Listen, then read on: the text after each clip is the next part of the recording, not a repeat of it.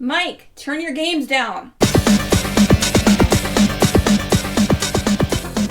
Hi, everybody. Welcome to episode 366 of Games My Mom Found. I am Mike Albertin, and who is running around a futuristic city with me tonight? Oh, I think that's me. Hi, I got to use my film degree somehow. It's Dominic. Hello, how's it going? I am Phoebe Stanton and monkey. I'm John. Welcome. So we are here to talk about a game that's actually been on my to-do list for this show for a long time. Enslaved Odyssey to the West, developed by Ninja Theory, published by Namco Bandai Games. Director was Tamine Antonios. I probably said that wrong. Antonides, I think. And this came out originally in 2010 for a 360 PS3 era. And then PC a couple years later. Which is the first I played. Like 16 years old. Yeah, I also played the PC version. Same. Played on PS3. So I always start these off our memories, obviously. I had played this game before in the 360 era. I beat it once. I remember having a good time with it. I didn't remember a whole lot about it. I just remember I liked it. It was fun. And then it's just been one of those things where I've been like, oh yeah, I should replay that someday. And I'm glad I finally did. Dominic, what's your history? I remember this came out, and pretty early on, I think I played like the beginning. And I always said, I'll come back to this. And here I finally came back to it. I always associate this game with another Namco game that came out around the same time, Majin and the Sacred Kingdom. Yes. The Forsaken Kingdom. Very similar story. It was made by Game Republic, who made the Genji games on PS3, aka flip the giant enemy crab over for massive damage. Oh, God. And somehow they also wound up with Namco Bandai to make a different game after Sony, I guess, dropped them or something. And here we are. Forgot about that game. I want to play that. The Genji games aren't bad. Same with El Shaddai. That game I might have to try to do this year. El I Shaddai's love a weird one. El Shaddai is fantastic. That's peak 2011 fucking I own it on Steam. prime 7th generation gameplay. I'm just trying not to rate the schedule too far ahead this year. And Phoebe. I remember playing the demo over the ex-friend's house. That's like my entire history with the game, but I have so much history with Journey to the West, the source material, that it's crazy. Oh, you mean Dragon Ball Z? No, I mean Monkey Magic, aka Dragon Ball / Dragon Ball Z, aka the actual book, which I have read for high school, aka the Forbidden or Forgotten Kingdom, the movie with Jet Li and Jackie Chan. And John. I've never played the game before. I've heard about it. I think kind of if you know anything about games in general, I seem like everybody seems to know about this game. Like, you know what happens at the end. You know who one of the actors shows up for some reason. I still haven't ever figured that one out. But Crazy. Yeah, this is my first time ever playing it, but I've heard of it. It's been on my to-do list for a long time. It's a pretty well-known game, actually, because I don't think it sold fantastic. I don't remember. Okay. No. But it is, I mean, it's a really good game. Like, it's also, I think maybe one of its problems was, I mean, this is a time where it had no multiplayer. It's just a single-player game. And how dare you ask us to spend money on a single-player game in the 2010s? My God, we gotta have bloated multiplayers. I think there was supposed to be maybe multiplayer as like DLC, but that did not happen when it didn't sell well. They only had the one DLC. I guess probably because that was already in the works. Yeah, already done, probably too. So yeah, I mean it came out like a month later, so that makes sense. At least they were smart enough not to put it on the disc and lock it like they did with Street Fighter or Tekken did that. Or that was the era. It was Street Fighter 4 or 5. Street Fighter Cross Tekken. Yeah. I think was the specific one too. What year was Arkham Origins? Because that had multiplayer and a single player game for 2013. Well, yes. Just during that time, that's just what I know Arkham Knight was 15. It might be 2013 then. I mean, Arkham Origins is a really good game. I forgot they had Force multiplayer. But I mean, it's nice that this game doesn't have it. This game is just a nice contained single player story driven game, quite linear, but not too long, which also would have been an insult in 2010 because, we need to have our 50-hour open our world games. We can't have a 10-hour game. That's ridiculous. Yeah, no. How long to beat has it? It's something like 9 hours, but I have 6.5 hours in this and got almost all the collectibles. It took me about a good 10 hours, I want to say. I also died a fair amount. I was right at just a little below 10, I believe, on my Steam counter. I had 7 something, I think. but I wasn't sure if it was correct because I was playing on Steam Deck and I wasn't connected to the internet for a while. So sometimes that can screw up. 14.2 it says for me. So Interesting. So I didn't to have. be fair, uh, I had to replay the opening 3 times because there's a glitch in the Steam. I had a glitch in the Steam Deck version where when you went to go climb this one ladder in chapter 3, she would never climb the ladder and the game would just freeze. And since I never exited game to save it, it didn't save. that happened. Wow. That happened to me at the bridge. I think it was at the Brooklyn Bridge or whatever it is. Oh, Like exact same thing happened to me. I had to reload the checkpoint, which reloaded the start of the chapter. I couldn't even do anything. I couldn't press start, and that's when I realized that, like, even though the game autosaves, if you don't exit game ever, it doesn't completely save. Huh. Also, this game doesn't appear to have like local saves because my internet was out yesterday, and so I went to start the game, and my save file was not there. I had to like turn the hotspot on my phone, connect it to my PC, and then my save was there. It's weird. Is it using cloud save somehow? Well, yeah, but I mean, if you only played on... Steam has one cloud device. save, but yeah, it just seems like the save for the game was not there if I wasn't connected to the internet. And I don't know why. Because I mean, this That was is made in an so era. I weird. don't think when cloud saves were a thing. So I would imagine that's probably like a weird Steam Deck option. He played on PC. Oh, Yeah, I was on PC. I had to play this on the PC thing- for that one part. The thing popped up and was like, if you don't have like connected to the internet, you could lose all your progress because we haven't been able to sync your cloud save. And so I was like, oh well. Huh. And I launched the game and I had no options except start new game. Huh.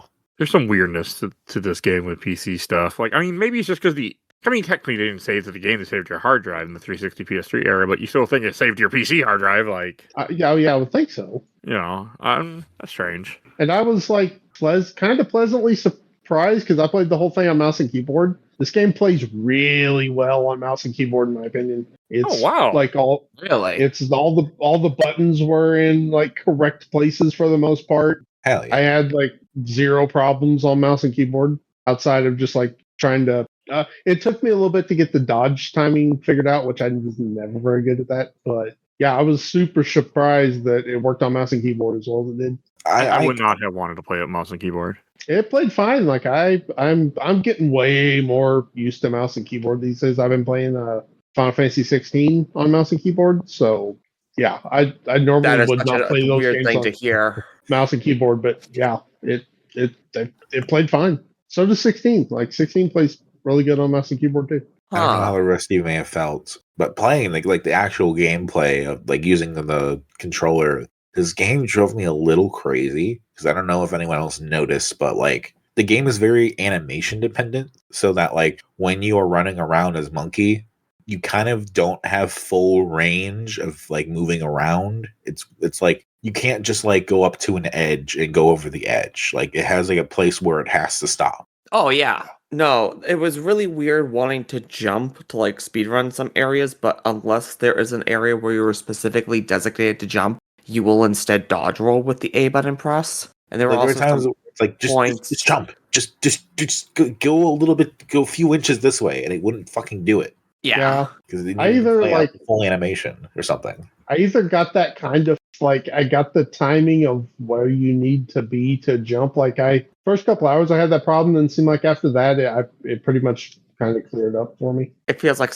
there are some points where you have to stand on the one specific polygon for Yep. Monkey to throw Trip. Otherwise, he'll just continue to hold her. And I'm like, Mhm. the ledge is right there. Throw her.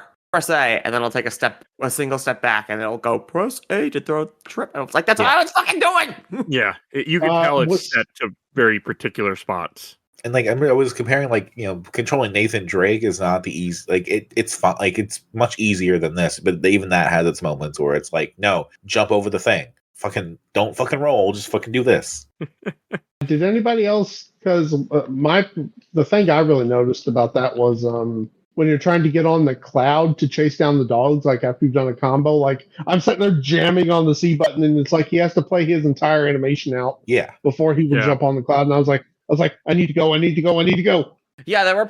I realized very quickly that for the Rhino boss fight, you can just dodge roll out of the way because I thought it was fast enough that you had to take the cloud out in order to dodge the Rhino charges. But with the animation, it takes too long and you take damage. I don't think I even knew you could use the cloud during that fight. Well, it kind of forces you, doesn't it? Because you have to chase it. Not the rhino. Not the rhino. Rhino is the one that's like in the really small arena when you have to knock the big explosives down. When you first meet Pixie. Yeah, when Pixie's the asshole and tries to Oh, kill I you. just use the cloud for that anyway.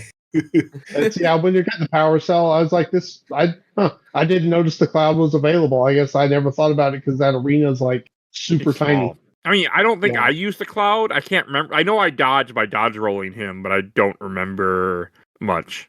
Well, 'cause it's faster, so it's just like, oh shit, use cloud, get out of the way, bait him over, zoom away once he charges. It kind of like and you didn't have access to it all the time, but like that whole cloud thing, I don't know if anybody like remembers, and this is gonna sound a little weird, but like the feel of using the hoverboard in Jack 2. Oh my It felt god. exactly the same. Like it felt Yes. like I was playing Jack 2 or Jack 3. I have no idea what you're referencing. Oh, you need to play the Jack series.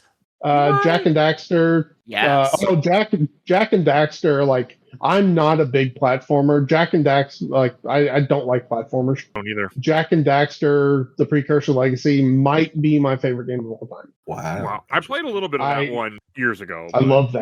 Mike, That you need game to is- play 1 through 3. You have to play Daxter. You need to play Jack X, and then that's it. That's all they ever made. Uh-huh.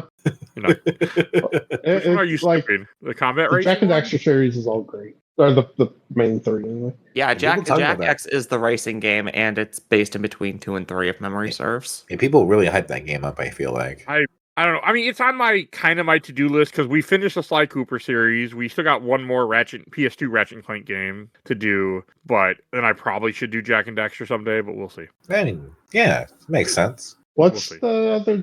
the other Ratchet and Clank game on Deadlock. PS2? Oh, right. I always forget Deadlock for some reason. Yeah, I think they forgot it too because this isn't a much different. I like game. Deadlock. And then you get into the weird Ratchet and Clank era. Yeah. I mean, so Enslaved did impress me. Like, I always like games with parkour. Like, I like this style of game. I always have since I started playing them. So, I mean, I remember this game, I gravitated towards it pretty quickly. And I had a great time with this. I mean, yes, there is some fidgety jumps at times where, like, you had to be lined up right or he would not make the jump. Luckily, he didn't jump to his death. He just didn't jump, which I'm okay Right. with. So, I mean, there's a lot of that, but it didn't bother me too much. My only issue with this game was that I was in a super time crunch trying to beat this, and I was super fucking busy the couple days before the end of the year. So, My condolences, Mike. You still got it, though.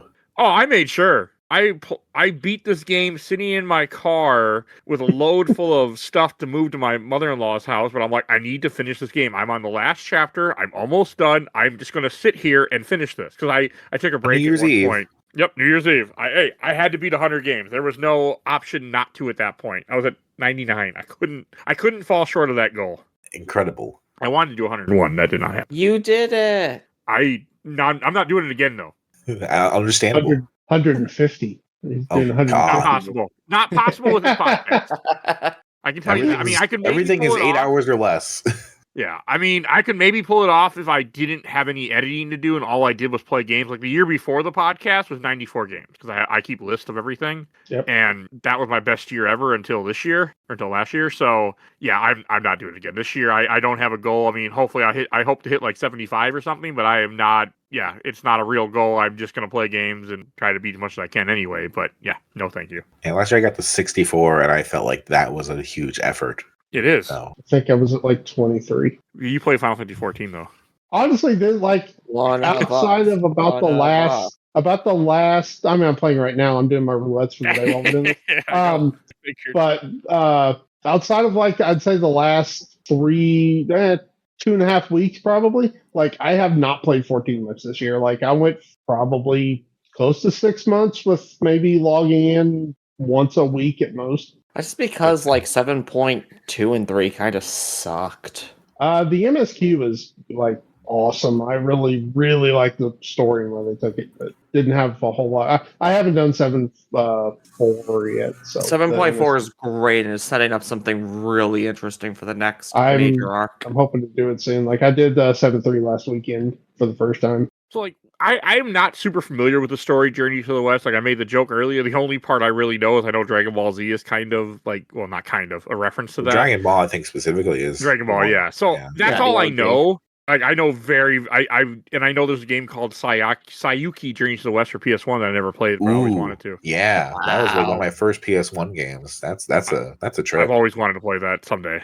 It's my to-do list. We'll see. I got plenty of others to get to first, RPG wise, but like I don't know much about the story. I mean, I know that the story is not set in a futuristic world where robots took over, but I do like how they make this work. I mean, this story it's a condensed story, but it works really well. Where you were almost enslaved by these robot guys and whatever, and then you end up breaking free and you just run around a ruined New York trying to get back to Trips, the person that you end up escaping with, who puts a slave crown on you, which made me think of FF6, by the way. But I like it. Like, it keeps you entertained. Like, even though I remembered bits and pieces of the story, I did not remember the ending. I did not remember what Pyramid was.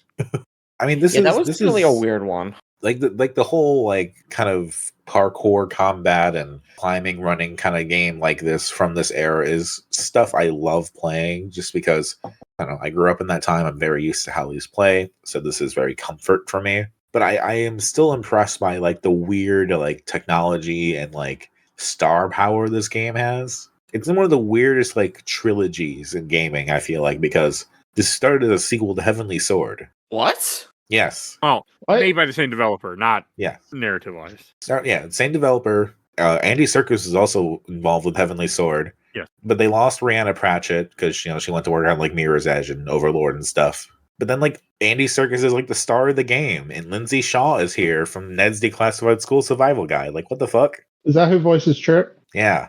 Okay, I looked her up and I'm like, huh, she's only has one like voice acting credit, and I'm like, that's weird because she's really good. But then like Alex Garland is here, and he then worked on DMC Devil May Cry, which I love. He also made 28 Days Later, 28 Weeks Later, like same guy. So yeah, doesn't he also do Ex Machina and Annihilation? Yes, he did. Yeah, and Civil War and like. Once I got to the end of the game, I saw his name. I'm like, wait a minute, that Alex Garland? Okay, this makes a lot more sense, and that's awesome because I really like his work. So this is like peak Hollywood getting involved in game making in a positive way. Yeah. Again, like just having Andy Serkis and Alex Garland here is crazy. I didn't know Andy Serkis voiced Monkey until last night. I was like, I wonder who voices Monkey. And then I looked it up. I was like, okay, that makes sense now. Explains everything. Yeah, he's more than just a pretty face at the end of the game. That was still weird. I knew he was in this game, but I thought he just did like the motion cap for Monkey and the voice for Monkey. I remembered that much. I did not remember I was going to see his face at the end of this game as like the main villain-ish thing antagonist. Like I would say he's like a main driving force for this project. Like he was a writer on Heavenly Sword, so he was really involved with this studio. Oh, what was the third game that you were going to say from this? Well, DMC Devil May Cry. Oh, okay. That's Ninja Theory too? Yeah. Oh, we should cover that at some point. I have not covered any Devil May Cries yet on the show. That's the one game. That's the one DMC I played through, and I fucking love it. I played it once. It's the weird one, though. It is. I enjoy that game. I call it the second worst DMC, in my opinion, but it's still a fun game. It's just when it goes to DMC, like out next to DMC 2, like it's probably the worst one in my opinion. To be fair, 1, 3, and 4, I've never played 5, are also really, really good games. 1 is a little like one, 3, 4, and 5 all have a like connecting story. The Sons of why can't I think of his name? Sparta. Like, yeah, they call it like the Sons of Sparta story, and like it's actually I like the story for DMC. I think the story's pretty good once you get through all the games. Like I've tried to play Devil May Cry on PS2, never really sunk with me, but just doing DMC for whatever reason just got me so hard. I've literally played 2 of those games all the way through. That game is 2 and so 5. fucking good to play. Holy shit. Yeah, we might have to do that. Heavenly Sword, the PS4 versions. Like I mean, DMC 1 is just a Resident Evil game. So yeah, you can feel it in its DNA. It's a weird trilogy of games for sure. That just it was like so much connected tissue. It was supposed to be Resident Evil 4, so that's what it started out as. And then it became its own thing, which I'm okay with because I love what we got for RE4. So, and we got Onimusha from that same time period too. Similar story of trying to make RE4 and weird shit happen. Covered almost the entire series on Onimusha in this podcast. I'm only missing one game, Tactics. The best one. That GBA game is fucking good. I need to cover that this year, but neither here nor there. So, like, I also feel like this game, like, even though this is a linear platformer, well, not platform, linear third-person action game, like, it feels really good. It never really got boring to me with the parkour. I know the combat is pretty basic, but I really enjoyed the combat still. I had no problem with it. I mean, I will agree completely with you. It's basic, but I like it. Yeah, no, I felt nostalgic, honestly, while playing this game. Yes. Yeah, I mean, we don't get games that are like this anymore, in my opinion. No, we had so many for so long. The only other game that I can feel like, is a no, never mind, not modern. This is not a modern game, but like old style game of what we used to get is that Evil West. Like that is very much a 2010s style linear shooter, and it's actually really good. I would have to assume that the Tomb Raider trilogy kind of kept this kind of gameplay until it was over. Yes? No? I don't know. The new Tomb Raider trilogy. Because because I know Tomb Raider reboot was kind of in this style. Does Shadow not keep it? It does. It's more violent. Yeah, I don't think I would consider any of those like this, in my opinion. I'm not playing them. I'm only. You should, by the way. Guessing based on what I know about it. But really well done. Also written by Rhiannon Pratchett, I believe, was the reboot. The reboot series is done now because the next Tomb Raider we're getting goes back to the Legends trilogy. And Amazon's involved now, so they're doing their own thing. That's so weird that we're going back to the Legends trilogy timeline. It's kind of like I like the new games a lot. I do too, but Tomb Raider until the new ones. I'm okay with. I guess I have no. I don't care either way. I should be completely honest. I will play them eventually, but I still need to play the rest of the games in that series. So that's a whole nother conversation. But you are right. Like it does. Like there is something that really about this game feels. It took me back that I forgot this feeling of how 2010 was in 360 games, and like because they pumped out a whole bunch of shit on 360. Yeah. And it was nice. Like, you got so many unique games. I mean, I can look at my giant catalog to the left of me. Like, all these random 360 titles I picked up over the years. Like, it was just something special. I mean, again, this game didn't make money because it didn't have what was wanted by the people at the time. The dumb people. But... Stupid people. Yeah. But, I mean, playing this game again, last week, like, this game still held up. It was fun the entire way through. I mean, the only one part in this game feels rushed is near the end. The ending part where all of a sudden, you get the giant tank, you go to Pyramid, you fight off the giant scorpions, and then all of a sudden they just walk into Pyramid and they're there. That felt like there should have been another level or two to get there, but I was okay with it because I didn't need this game to be any longer. So, I mean, that's the part where it felt rushed. Because we don't really know what happens, but my assumption is because the whole point was that Pyramid was trying to get everybody to a better future, that he just opened the door for them. It's like, why would we honestly fight back? The only reason why they started having the defenses going off and everything was because, oh my god, they're attacking us with the giant mech. Yeah. That they were building, I think, right? Wasn't Pyramid building it, or was someone else building it? No, Pyramid. Okay, so this is a question I have for you guys that I want. Maybe you can clarify. So at the end, the AI Andy Serkis goes, "All you have is mechs. I'm trying to make a better world," and I'm like, "Aren't the mechs yours?" Like, no, I went off the assumption that the slavers were a completely different faction. All of the mechs that we fight throughout the game are completely autonomous on their own, and there was at some point in the past like a very Terminator Matrix type war where interesting. Mechs gained their own autonomy and started fighting back because the slave ship is being piloted by humans, but there are no humans in the underwater base. It's only the mech. But the slave ship is like very clearly Pyramid, is how I took it, because that's how he was getting all the people. Yes. See, I thought it was like Andy Serkis' character was like an Elon Musk type, where he's protesting innocence, but if you look a couple layers deep, he actually is making sure all this happens. He just philosophically doesn't acknowledge it because it's complicated. See, and like, because a part of me looks back to the original story that this is based off of, which is And that's Journey probably to the helpful. West, and that's all about a monkey who gains like demigodhood and then starts to travel in order to gain more enlightenment and become an actual deity in the higher echelon on like the same level as the Jade Emperor. So that whole story is a very Buddhist style enlightenment story, to the point that he actually has an intellectual fight with the Buddha. Hell yeah. So it feels weird that Pyramid, which is very clearly this game's version of that Buddhist enlightenment, this is the better world, everybody is at peace, would be sending out what is effectively the demons, the mechs themselves. I feel like that's a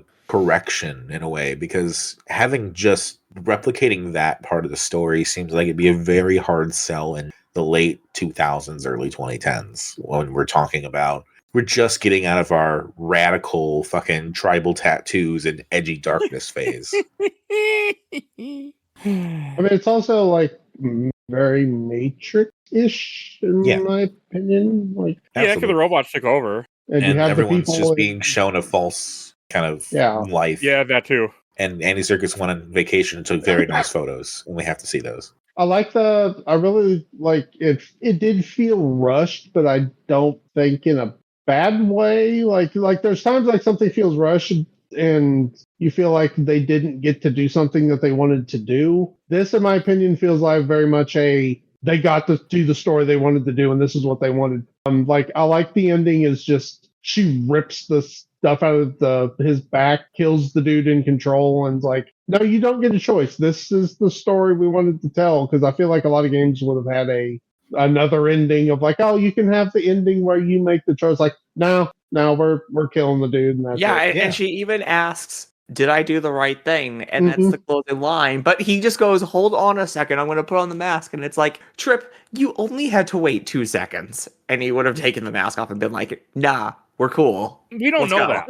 Right, but that's kind of her, I don't know, fulfilling the plot point of she still is controlling what he does. Like, even in the end, when she's ready to let him go, she's still making sure that he doesn't make that wrong choice, even if he's about to take it off. Yeah. I mean, because at one point she's about to take off the crown because they really have built a relationship, and he's like, "No, put it back on," which is crazy, by the way. Holy shit! I'd be that's the weirdest part of the game. Yeah, I'd be like, just take the crown. Like, he doesn't get any powers from the crown. I mean, I guess he gets to see a few things that she couldn't see. Like, he can see where the radiuses are, the enemies, like, in the mines, but I still would be like, yeah, let's take it off anyway. Like, let's not have a thing on that's going to kill me if you die. Like, you know. But he trusted her because he was in love with her. Then that's weird Alex Garland Hollywood writer shit.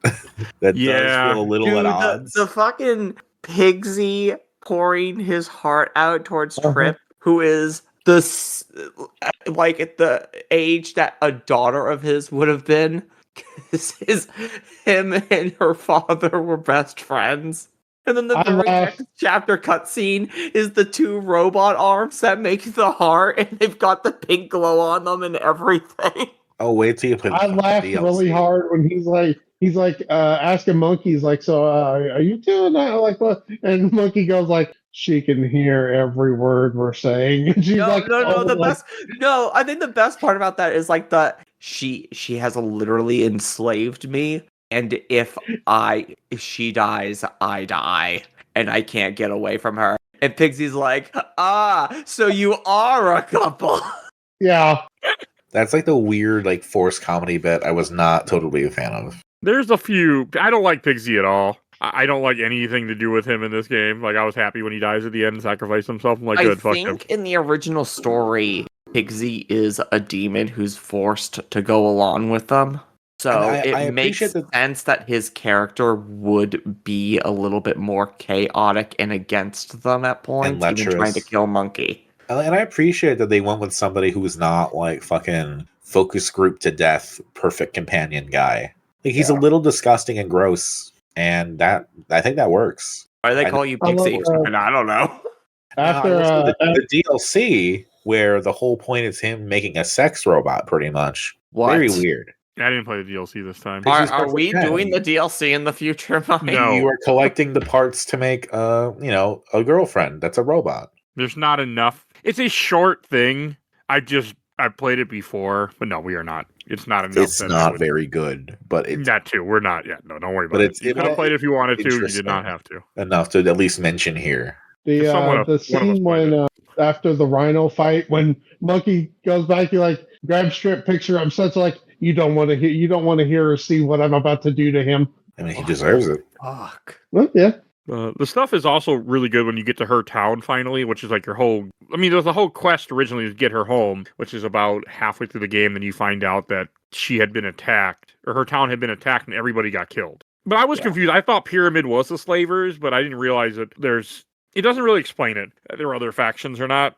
Well, I mean, the pyramid can make slavers and make those things, but if they're human run for the most part, they can make their own factions and kind of divvy off and do their own thing. Yeah, I didn't really understand exactly what the game is trying to say with some of this stuff because it doesn't really go into it. So And they still want to make a sequel to this. They've been talking to 2017 about doing We one. are never getting a sequel to this. You never know. I always took Trip as like the kind of rich girl who is getting humbled in this situation because she's used to life and society being a certain way. She expects that everything will be the same once she gets home and that they'll welcome her back and things will be great.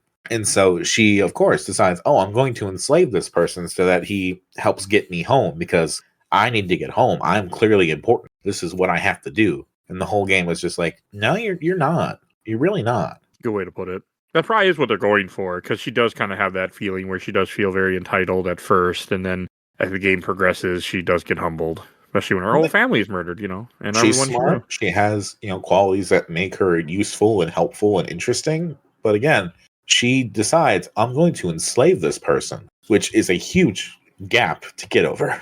But it was for her safety. Oh, I know. Sure.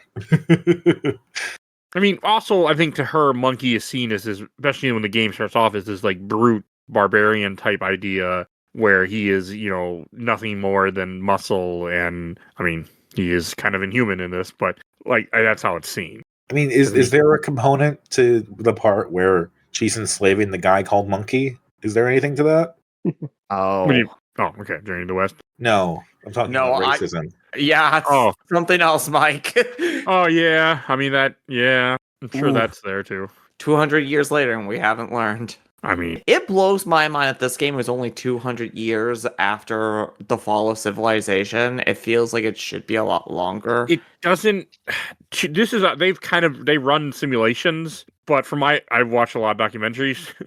To be fair, that if civilization did end, it would not take that long for nature to reclaim the entire world. Well, more just the fact that so much of our current technology still exists within this world. Like, Pixie's talking about eating cheese and stuff, and I'm just going, are there cows? Do you remember how to make cheese and butter and bread and stuff? I mean, those are pretty basic food items that were designed, like, when they had no technology. So even though, they still obviously have technology. So, I mean, it's possible they also would have data banks, too, of information from the old world. Right, but including the isolationist who literally wants to kill anybody who steps on his land. But has tattoos. We have and that already. Really fucking good tattoos as well. Phoebe, do you know anybody like that's isolationist in your state that might want to kill anyone if they step on their land? I'm sure there's someone around you like that. Don't call it my state. Do not call it my state. They do store cheese in caves, so they could have rated the cheese caves at 70 years in or something. Oh yeah, the underground cheese tunnels. Forgot those existed. Yeah, you could. There's good for a long time. Bunch in my state. But I mean, that's always the weird shit about some of the sci-fi. I like sci-fi a lot, but it does bother me when we get like when in Star Wars when they said Godspeed. It's like, yeah, or I love The Last Jedi, but don't fucking say that. That's not that doesn't mean the same thing. It shouldn't mean anything to you. In a galaxy far, far away in the prequel movie. Well, I was watching 1970s diners. I was watching a video the other day of the what was it, the terminology and use of language in Avatar of how do the Na'vi know when Jake says Jesus, do they know what he's saying? What does that mean to them? Yeah, right. Some of it I think is more explainable than other things. they would, but Like I don't think Star Wars people in the Empire and all that would have the same concept of a deity that we currently do in our society. No. I mean, they So would it's have hard to- they would have a concept of a deity because that spirals all all cultures, but no, not the same, not likely. So to have the Godspeed line really wrangles me. Like the diner stuff, yeah, but that's more fun. Are you referencing it? Is this an Attack of the Clones Godspeed? Yeah, no, that's in Last Jedi. Oh, well, fuck that movie too. So I love Last Jedi. Okay. But that's like one of my real complaints is that and the Yo Mama joke. It's like another thing that this movie it was like 10 years before this game came, or the game. Has anybody ever seen Battlefield Earth? Unfortunately, one. There's a lot of stuff in this game that kind of reminds me of Battlefield Earth a little bit, and it kind of worries me because that movie's not good. It's fun, but it's not good. Written by a cult leader. So by L. Ron Hubbard. To be fair, that man said, "Do not turn my books into a religion," and then people Also turned it into a religion himself before he died. I thought he said, "Don't do it." I thought he said don't turn them in the movies. Wasn't it directed by Francis Ford Coppola too? No. Oh, don't say. It wasn't? No, L. Ron Hubbard. I can swear he was a part of that movie. Battlefield Earth was made by Roger Christian. Okay, I thought he was a part of it too. Maybe I'm wrong. He was the art director for Star Wars and Alien.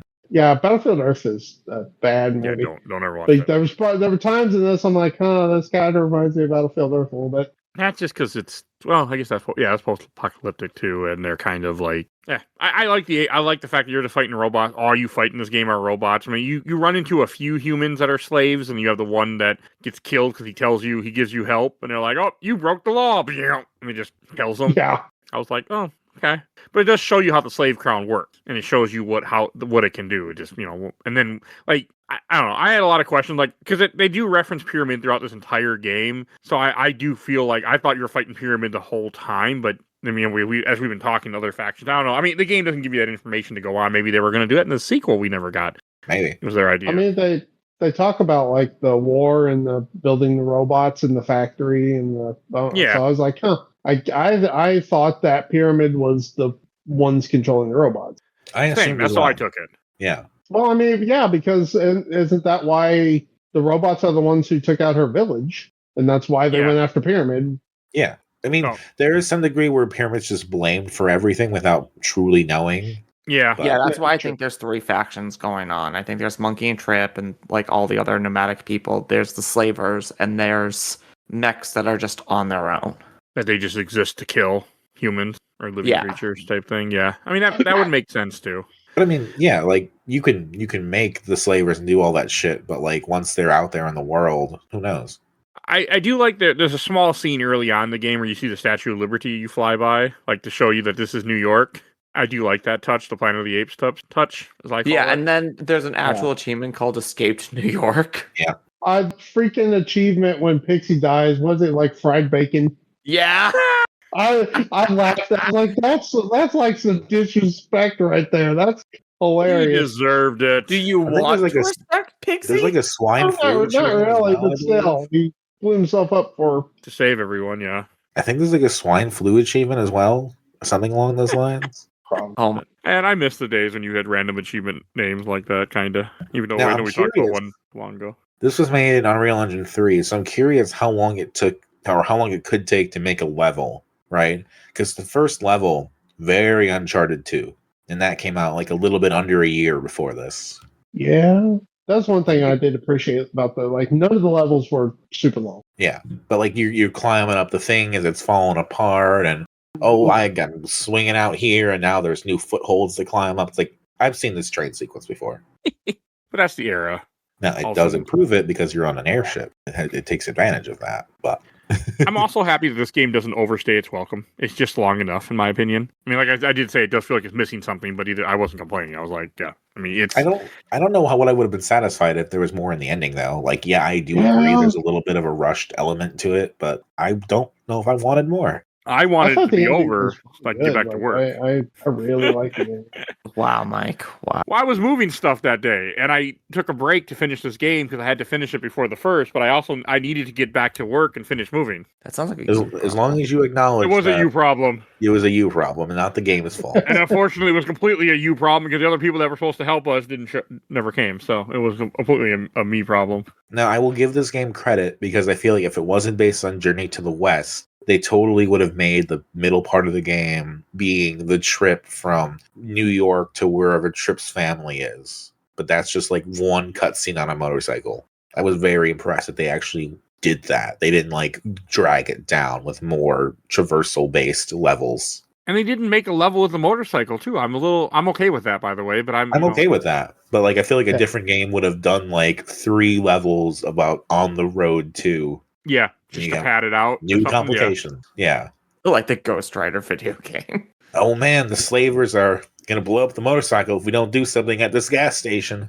Yeah, I mean, of course there were turret sections in this game because every game that in the 2000s in this era has turret sections. Especially if it's on the 360. Yes. And that freaking boat, there's something about that level, like that thing was so herky jerky, and the way it moved. I swear that turret spins faster if you're zoomed in.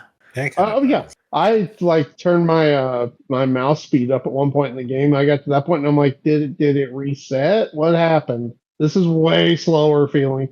That's just weird. It also felt weird having to use the cloud, or at least I could use the cloud in some of those swamp areas when you're fighting. Again, very like Jack and Daxter. Yeah, but it was also it was fast, but also kind of almost too fast. And then because there was not tight platforming, but enough platforming that if you fell, it'd be annoying. There's a weird kind of semblance of different features in a part of the game where it's like I just kind of want to get to Pigsy here. But I have to like open the gate and do this and do that and take down these enemies there and take them down here. And it's like, I don't want to fall off. Yeah, I didn't care for the boat stuff either. It was not my favorite part. I mean, it wasn't bad, but it no, it wasn't bad. I just didn't care for it.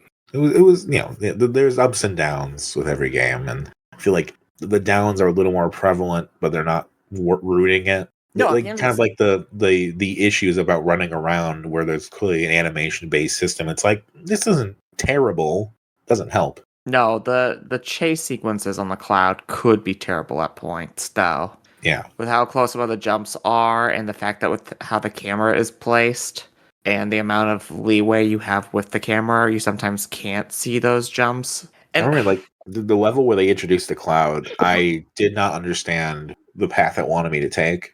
So I was doing jumps and flips at different parts of the level before I was supposed to get to them. It is so weird to hear that this came out in 2010, because I swear to God that this is an older game. And this is going to sound insane, but it feels at points, especially with how the achievements are layered, like a classic 360 game, like a launch year to maybe 2006 360 game. Because the fact that your upgrade points, there's a finite amount in every level, and they're one of the collectibles. It's crazy. That was weird. That feels like we just started learning how achievements works. I assume that Heavenly Sword probably had to have their trophies patched in after launch. So yeah, but that was 2007, wasn't it? Yeah, but trophies weren't really a thing for like a good year and a half after the PS3. This is 5 years into achievements and trophies. Yeah, but they didn't make a game until Enslaved. That's the thing. Yeah, because they had the Uncharted 1 had trophies patched in, I believe. What was that, 2007? So they had to like probably come up with a quick list of trophies that they could then retrofit back into the game, which kind of teaches you probably how to make trophies, but not properly because you didn't like build them as you were building the game. So this is them now having to figure out how to build trophies into their game. That sounds accurate. It's like when you realize that Days Gone was the first HD game that Sony Bend worked on, and you're like, why does this feel like a game from 10 years ago? Because technology-wise, it was. That game's freaking fantastic. But it is. Needs a sequel. For the love of God, give me a sequel. But like, it's that thing of like, this team had never had an opportunity to work on this kind of game before. So they fall into some pitfalls and things that other things already figured out. Mm-hmm. At least they didn't do the truly insane thing of giving this game less than 1,000 gamer score and then filling the rest of it with DLC that never came out. They didn't do that too often, though. No, but I can think of one prominent example of that. I think there's only like 1 or 2 examples of it. I think there are 2, but one of them's the Hellboy video game. Oh. Hellboy was supposed to get DLC? Hellboy was supposed to have a Lobster Johnson DLC, so the game has like 945 gamer score. The other 55 were supposed to be the DLC, but they canceled the DLC. Whoops. I would have never thought that game would have had DLC. Another Ninja Theory joined. Is it? Hellblade? Yeah. Okay. Senuous God Sacrifice? damn it! Ninja Theory, what the fuck are you doing? That's the games that they've been working on for like the last 10 years is Hellblade and Hellblade 2. Yeah. And Bleeding Edge. Can't forget Bleeding Edge. Bleeding Edge, I don't even know what that Their is. Melee Battle Royale Xbox game. Oh my I have no idea what that is god. either. Good old Hellboy, Evil of Science, whatever that stupid game is called. If Microsoft had, marketed it, because it came out right when COVID started, it could have done really well, but it didn't. Yeah, people had time then. Because it couldn't go anywhere. See, this is the problem with Enslaved, is it is a good game. It's just so basic that we're having 18 other conversations. It is, about. yes. There's Yes, not. but there's also so much to talk about as far as like Ninja Theory goes and where they end up and all the weird things that they got involved with along the way. Oh, to go back to your earlier point, like it is weird that the experience orbs that you collect are also like collectible. Like when I got an achievement and said you got 50% of these, I'm like, wow, this would suck if I was going for a platinum or 1,000 points because fucking A, like they're everywhere. Yeah, and I didn't know. I was making jokes to myself internally whenever I picked up one of those mask icons because I didn't know that they were a major story point. I thought I was just joking with myself that it was Monkey having his gay awakening because he keeps having thoughts of other guys. Specifically one. Yeah. I mean, that's the memory of one person. Now, where's that Before journey times.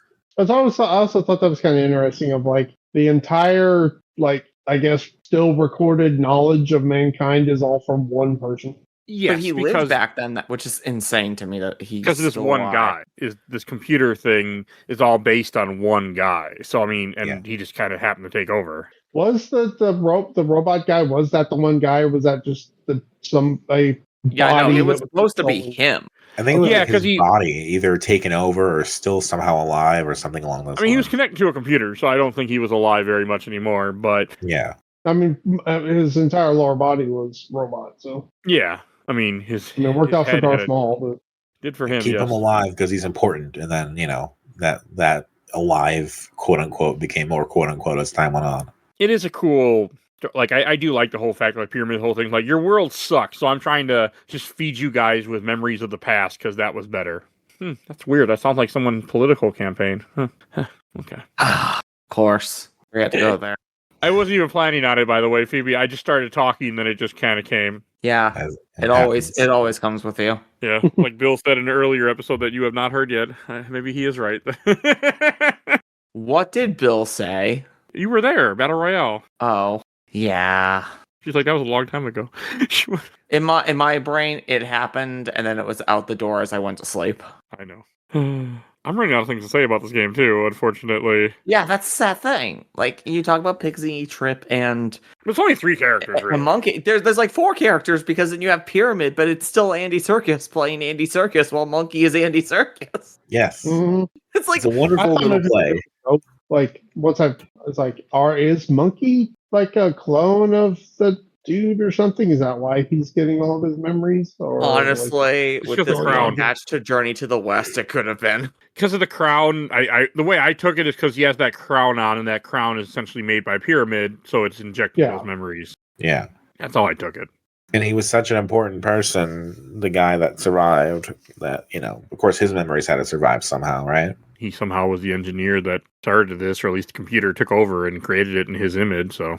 Yeah. I would still like to have a prequel game that is the start of the war and the finding a pyramid and having the argument of which is the better of 2 evils type of situation. But no, we're never going to get anything out of this. That no, more we're not. Interesting than finding a girlfriend for Pigsy. Fucking, I just looked up the cutscenes for that. That's gross.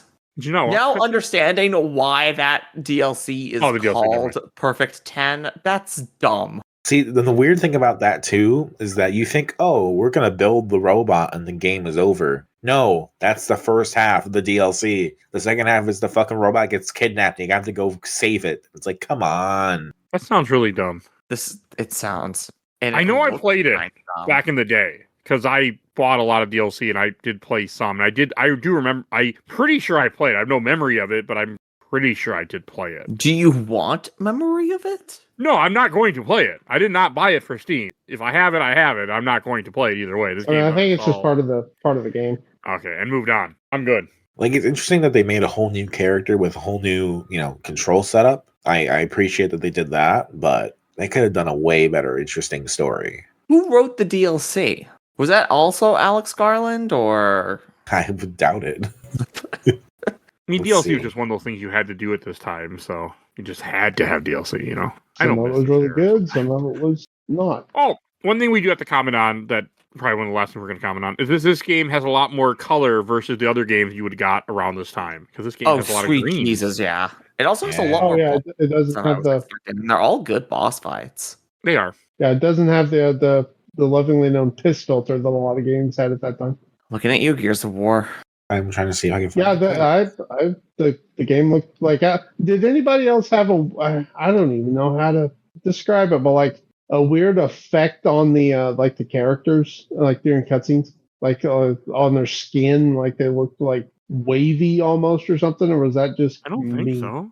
I didn't. I had some cutscenes go to a much higher resolution. Yeah, Like, some the of character models were like definitely different and a lot better. The only like graphical some of thing them that were I in had game, was some when of he them were first gets. pre-rendered. Yeah, the only thing I got that was like a graphical glitch was when he first gets the headband put on him at the start of chapter 2 and like everything's getting hazy because he's being affected by the pain emitters of not obeying the command. When the camera starts to tilt up because of like the resolution of my TV screen, it would just a white bar on the bottom of my TV because the actual video was leaving where the TV starts and ends. Huh. So if I alt tabbed out of the game, most of the world geometry was unloaded. It was still there. You can so still walk over, weird. it was just invisible. Yeah, I walked over there and Trip goes around like I was like, okay, where are we going? Because there's no platform here. And Trip goes like running across the place where there is no ground, and I'm like, okay, something's broken. So I So the like polygons reloaded are the there, level. but it's just invisible textures at that point. Yeah, I like reloaded the level, and I'm like, oh, okay, that's why it looked like I could like see through the floor. I couldn't even tell you how they coded the game in order to pull that one off because there's nothing. No, Yeah, I don't know. Like, happen. like every time I had to alt tab out of the game, I'm like, well, just time to reload a checkpoint. Yeah, because That's no, crazy. if textures disappear, you should still just get gray because basic gray is what every starting structure in every 3D software starts as. Yeah, I was like, it was just like going through Cease Castle and Dark Souls 1 again, like the invisible walkways. What the fuck? Yeah, every time I would alt tab, like part of the ground and it was just the visible world that I could see. Like if I would go into another room, everything was fine. But it was just the visible world I could see when I alt tabbed. The geometry in places was just gone. I think the worst I had glitch wise was just I remember one point where Trip just wouldn't move forward, like just wouldn't go. It's like, well, I can't go anywhere without Trip, so Yeah. I guess I have to That's, reload. That happened to me, and same thing to you too, Mike, wasn't it? Where she wouldn't go up a ladder. Yeah, I just I had it don't the think it was one a ladder. time. I think it was a ladder. Maybe I had the same problem and I just It forgot. was in chapter 3. You knocked down the ladder. She wouldn't climb up it. I had to switch to PC, and I did it in PC, and then it worked. And then I switched back to As Steam soon- Deck, and I never had that issue again. I mean, as I was on soon as I PS3, so I reloaded- think I just had to reload once and it was fine. But Yeah, same with me. I just reloaded and it worked fine. It was I think it was at the start of like the Brooklyn Bridges because you're at the bottom and you're running up and yeah. you get to the ladder and you go. I think it's before like everything started crumbling apart. Oh, It might be. is this the no? Oh no! I remember now. The problem I had was it was the bridge sequence where you're supposed to be moving forward through cover, and then you eventually get the car and like drive away at the end of the sequence. Oh yeah, the tank when she, yeah, okay, yeah. Like, she just wouldn't go, and I was so confused. Oh really? Yeah, I didn't have that problem. There. I just had the one glitch, and then the rest of the game was fine. But like even when I for that glitch, it was just strange. The whole game just crashed and there was no menu, nothing. You just had to exit out completely. I have the credits pulled up for Pigsy's Perfect 10, and Alex Garland is nowhere to be seen. Which is weird, because hearing the plot of that game, it's like, oh, you mean Ex Machina the prequel? I should watch Ex Machina someday. Well, Ex he Machina also is write and I direct like the movie Men. Oh god, Men is Is that the is a thing. A24 came out a couple years ago? Remember the trailers for that were really weird. I have no idea what you guys are talking about. When you say men, I thought of manly men in tight. That's not what you're referring Yeah, to. I think that's. I remember seeing the trailer. Fucking Robin Hood. Yes, of course. I like that movie. It's a good fucking movie. Yeah, Sorry, I derailed the conversation. It's the Enslaved podcast. It's the perfect time to do it. like the Taneem Antimides is credited as like creative director of Ninja Theory, and that's like the highest it goes. Ninja Theory. That was Dead or Alive people, right? No, that's the enslaved people. I know, but they also Ninja made Dead or Theory Alive games. is the That's Right? Team Ninja. Oh, sorry. I confused my ninjas. Ninja There's too Theory's many Heavenly ninjas. Sword and DMC Devil Never May Cry. confuse your ninja. yeah. They're also the Hellblade people. Okay. Yeah. Yeah, and DMC They were Devil the May same Cry. people, so hey, look what I know. You can thank Matt Hart and John Ashley for Pixie's Perfect 10. They're the story people. Oh, I don't think we talked about, but this game is an upgrade system too. I liked it. I did like I do in every game. I always do my health first, but once you do health and health regeneration, you really don't need much else. I focus mostly on the shield. I focus shield and whatever the hell the top one was. I did health and shield. I had a lot of it. I never like I didn't finish it obviously, but I did have a decent amount of it. I felt. Yeah, I think I died maybe twice or 3 times through the entire game. Oh, I died a couple times in really stupid parts, but not health wise. Just for sure. I died a bunch in the end because I couldn't figure out how to get to the giant scorpion. I had to look up like a video and go, "Oh, that's simple," and then I did it. I love that like the game wanted. I love at the end when he's like, "I'm going to take this. I'm going to rip that gun off his tail and blow his freaking head off." It's a good final boss fight to fight a giant scorpion on a giant mech. It works. And then, of course, your character or your side character has to redeem himself, so he blows up. He needed to blow up anyway for being a fucking creep. I was at that point. I was like, "Are you guys sure you're far enough away?" Because I figured that I was thinking the same thing. Really big, and you guys are like right under the robot. This is probably not going to end well for you. Not even close to being far enough away, but don't worry about it. They figured it out. It's okay. All's well that ends well. Any last things to say? Good game. Okay. I liked it. Yeah. Thank you. It's Right. kind of So, jumped we'll up go to to- one of maybe on my favorite games of all time list. I'm glad. You see, I'm glad that you came on for this, and you were like, "Oh, it gives me an excuse to finally play," because that makes me happy with this show. I mean, that's partly what I do for myself at times. Like, it gets me to play games that I've been sitting on for 20-some years, like Xenosaga. I never would have touched that series if not for Dominic podcast. So, Yeah. I regretted the second one so far, but hey, I'm so happy I'm playing the series. Hey, the stuff we got coming up, way more interesting. Oh boy, need I to can't play wait for my the- conspiracy theories for episode 3, baby.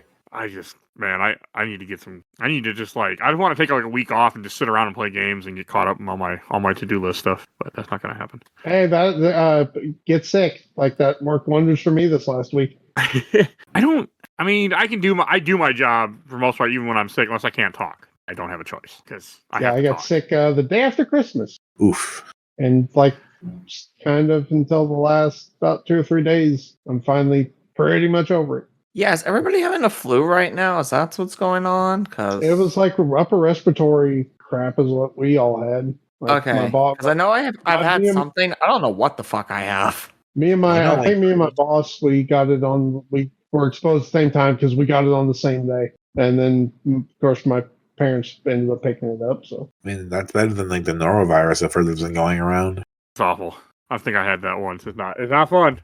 Oh no, I've been sick for like the whole week since Tuesday, and I go back to work tonight. Probably just Good sick because you luck. were work sick. You were missing it, right? I will kill you. All right. Now let's go to questions, comments, and memories.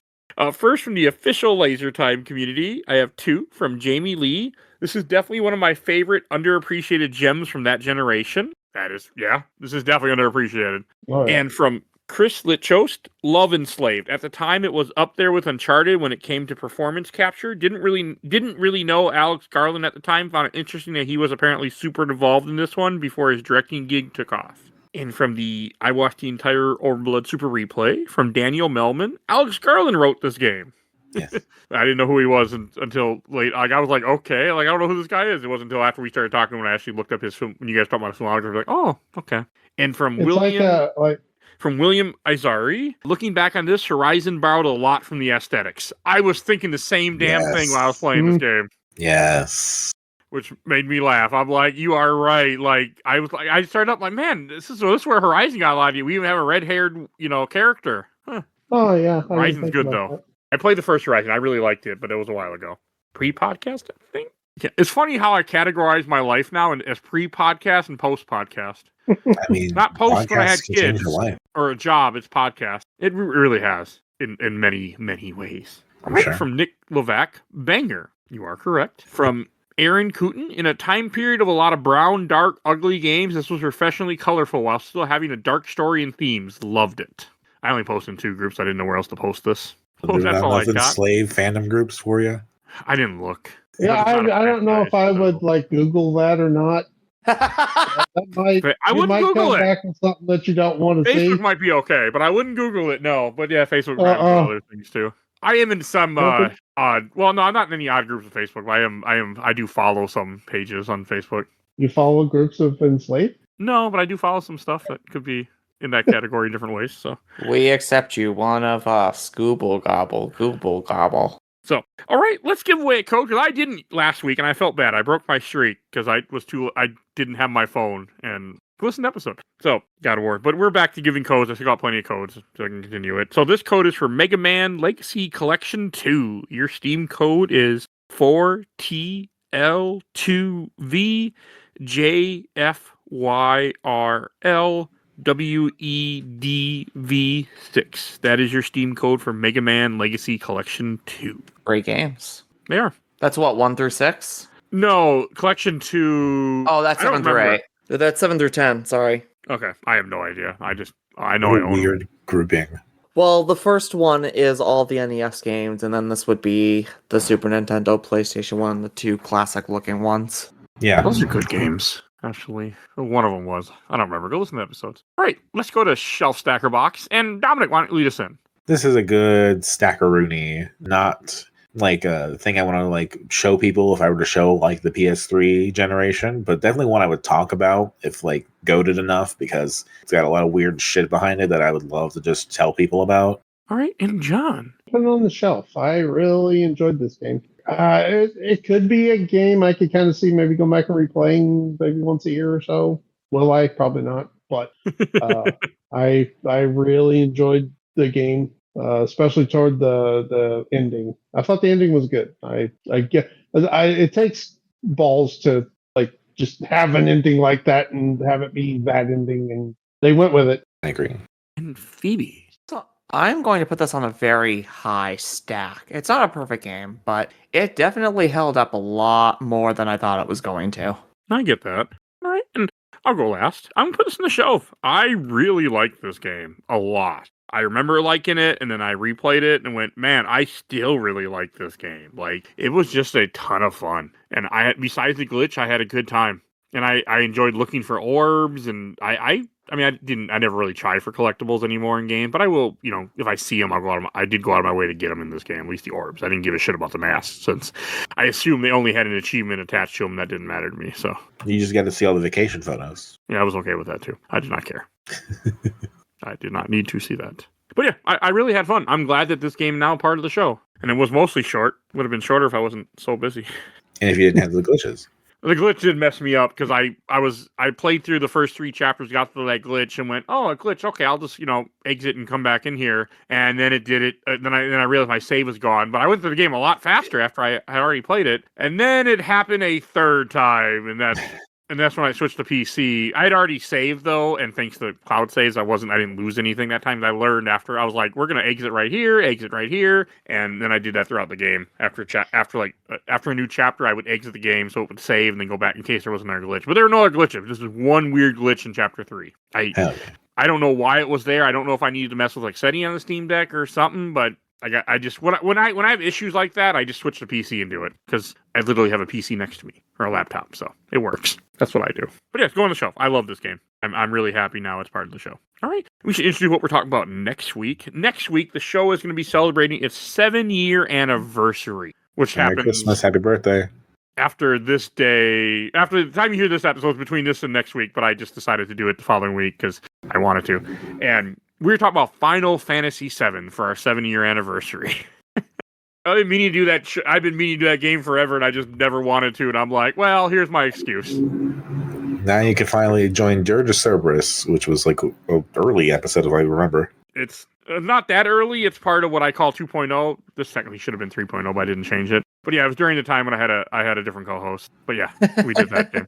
It was during my second. Cerberus. I believe Dirge was the first Final Fantasy game I ever played. Not a good game, from what I remember. I liked it, but it was not a good game. Listen to the episode. I don't remember what I said, but I don't think it's a good game, from what I remember. But no, playing FF7 reminded me how much I'm like, man, I really should do Advent Children one day and Crisis Core. Like, yeah, I do like 7. I'm also trying to speedrun it almost for reasons. Get there. Have you I'm already watched Advent Children? I have. I saw it years ago when it first came out. I haven't seen it in years. I mean, I want to cover it. The Blu-ray is like an expanded version too. I have it, I think. It's a good version too. I just never got it. I want to cover it, is what I meant. Yeah. We were actually supposed to cover it with the same team that did Dirge of Cerberus, but that never happened. So, well, this will be the year you can get the initial 7 series out of the way. I might. I have little interest in the remake. I don't even own the remake yet on PC because it never drops more than $20 on a sale, and I'm just like, if I'm not going to play this, I don't feel like putting it on this. I don't feel like buying it yet. You should play it. It's really good. I know. I've never played the original 7, and I'm not going to until all the remakes are out. Like, I want the remake. At this point, I want the remakes to be my first experience. Well, they're coming, aren't they? Essentially, we're getting the third one at some point. Eventually. Hopefully, next couple years, I would hope. I still haven't played Rebirth, but I mean, yeah, maybe 2028, but we'll see. Oh, you think it'll be that long? Rebirth does one of the most magical things ever, and one-ups Triple Triad. That's not possible. So. I love 8. I don't care what anyone says. 8 is a great game. 8 is fantastic. I do love 8. I do replay 8. I'm gonna go through. Like, I own the entire Pixel. Play the HD version on PC of 8, so you can put in all like the cheats, and the game will be a lot more fun in God mode. Trust me, because the story is what matters in that game. The gameplay is not great, so enjoy the story. Just run away from every fight. It's fine. Yeah, the funny thing is, you're right. That's the right way to play that game, which is not a good thing. But yes, you are completely correct. That is the way to play that game. Only do the boss fight. Don't let your enemies level up with you. So yes. All right. We should go to plugs. Phoebe. Yo, I am the Let's Play Princess. You can find me over on Twitter and Blue Sky as the LP Princess, underneath Twitter, Twitch, and YouTube as the Let's Play Princess, and as one of the co-hosts of the semi-good podcast Nerds Broadcast with my best friend, Teacher Bloke 85. Oh, that was your best friend. One of my many best friends. Everybody on this podcast is my best friend. God damn you. We're becoming best I don't friends have now. mediocre friends. I only have best friends. We're becoming best friends now, so things work out. Yeah, everybody's my best Dominic. friend. I'm Dominic. You can find me on many episodes of this show, especially the Kingdom Hearts discussions that we have with Phoebe. I'm also on the Dissonant Ways podcast. That's my main podcast. That's the one that I edit and star in. That's on YouTube. And I'm also on the Overblood Facebook group. And if you enjoyed this episode, over 900 other episodes of this podcast. We do movies, TV shows, video games, comics, all sorts of content. We make a lot of stuff. If you want to support the show, we do have a Patreon. Little dog vote in our Patreon polls. We have 2 polls this month and 2 polls next month for sure. I'm going to try to keep that up. Yeah, I did it yesterday, so I didn't want to do it again today. And if you donate $10 or more, I will plug your podcast or YouTube with every episode I make that month. I make a shit ton. Like these lovely people, Phoebe Stanton, you already heard all her stuff, Let's Play Princess, and Zach from the absolutely the best podcast of Work in Progress, talking about MC movies, MCU adjacent movies, and currently Predator Alien franchise. Check them out. And give a shout out to Gamer Looks at 40. He is back, and he's starting his new podcast soon. It'll be on that website, he told me, so check that out. And we'll give a shout out to my awesome intro and outro critic, Helena at Hell Has Fear. You follow her on TikTok and Instagram. And please join our Discord if you want to be a part of the show. You want to suggest things for the show. If you want to lurk, I don't care. Make the number go up. We have a Discord. And it's a pretty awesome group. So join that. And please follow us on Facebook, Instagram, Threads, Blue Sky, YouTube, audio only, and rate and review wherever you get your podcast. I think that's everything I need to say. So we will see you guys next time. Bye, everybody. Bye. Goodbye.